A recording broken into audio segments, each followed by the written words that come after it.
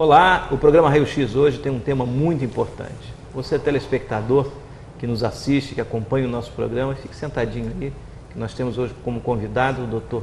Sávio Mussi, que é oncologista e com certeza dará informações importantes aqui hoje em nosso programa. A gente está à disposição de vocês, que for necessário para qualquer esclarecimento, porque a gente acredita que o meio de comunicação é a melhor forma da gente chegar e a informação à população. Eu me formei médico na Faculdade de Medicina de Campos, fiz minha primeira especialidade em clínica médica, medicina interna, no Hospital Geral de Bom Sucesso, e em seguida eu ingressei no Instituto Nacional do Câncer, no Rio de Janeiro, para iniciar o processo de formação em oncologia clínica. Essa busca, ela não tem uma explicação muito lógica, uma especialidade que consome a gente de uma forma global. Muitas das vezes multidisciplinar, né? Envolve outros vetores. Ela tem a necessidade, ela é uma especialidade que envolve praticamente todos os profissionais da área de saúde e todas as especialidades médicas. Agora a gente fala, doutor, muito em prevenção no Brasil. Gostaria que o senhor falasse um pouco de como é que o senhor vê a Política Nacional de Prevenção à Saúde do Câncer. Como é que o senhor vê verdadeiramente as políticas públicas no Brasil em relação ao combate e à prevenção do câncer? O Brasil tem hoje o sistema público de saúde mais bem organizado no papel do mundo. Só que ele não funciona na prática, infelizmente por uma questão de execução. E eu acho que uma das principais deficiências do Sistema Único de Saúde, do SUS, como todo mundo conhece, é a falta de informatização dos dados. Se hoje nós tivéssemos um SUS informatizado, facilitaria o funcionamento de gestão e de acompanhamento tanto da saúde quanto da economia, a economia que esse sistema traria para a saúde, em não se utilizar recursos em duplicidade ou otimizar essa questão. Então, a gente tem um investimento muito grande na ponta, que é a questão do tratamento, e tem pouco investimento nas políticas de detecção precoce. As políticas de detecção precoce, elas têm um objetivo: diminuir a mortalidade através da detecção precoce. Isso é para que a gente entenda de uma forma geral o que norteia o gasto público em investir num exame A, numa colonoscopia, ou numa mamografia, ou num raio-x e assim por diante. Então, a gente subdivide hoje as políticas de rastreamento, que a gente chama, as políticas de segmento, de screening, para detecção precoce, dependente de cada tipo de câncer. O que a gente tem hoje de extremamente importante especificamente para 2 tipos de câncer só. Tá? Apesar de a gente ter inúmeros tipos, mais de 100 tipos diferentes de câncer hoje catalogados, 2 tumores são o foco principal quando se fala em detecção precoce. É o câncer de mama e o câncer de cólon, que é o câncer de intestino. A política nacional de detecção precoce de câncer de mama envolve a realização de mamografias anuais dos 50 a 69 anos. Essa mamografia ela pode ser anual ou bianual. O que se gasta com mamografia nessa faixa etária de 50 a 70 anos, vamos arredondar para o público entender um pouco melhor, isso traz uma economia muito grande, porque é a faixa mais incidente de câncer de mama. É onde se tem uma frequência muito maior de câncer de mama. Isso é política do governo. As sociedades recomendam que se faça a mamografia a partir dos 40 anos. Qual é o conflitante da questão?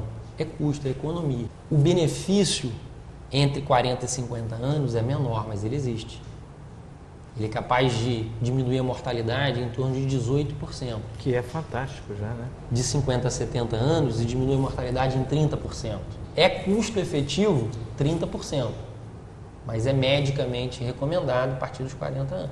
A recomendação, a partir dos 69 anos, então as mulheres de 69 anos em diante, é que se permaneça fazendo as mamografias.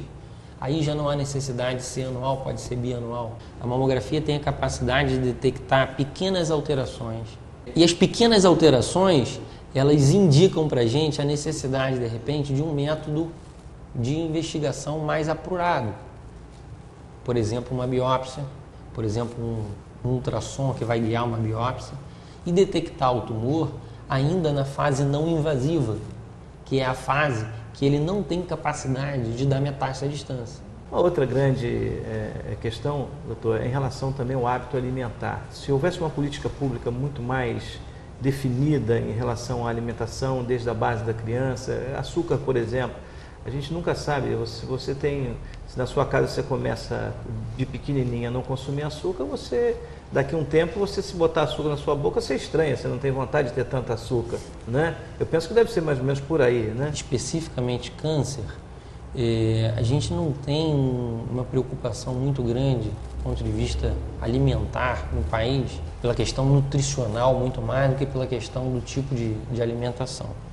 Tá certo que o consumo de fibras, o consumo de frutas, de verduras, uma alimentação balanceada, ela tem um fator protetor, uma formação de diversos cânceres, diversas doenças, especificamente câncer de colo. Isso não é uma coisa muito bem definida, porque na verdade a formação do câncer ela é multifatorial, né?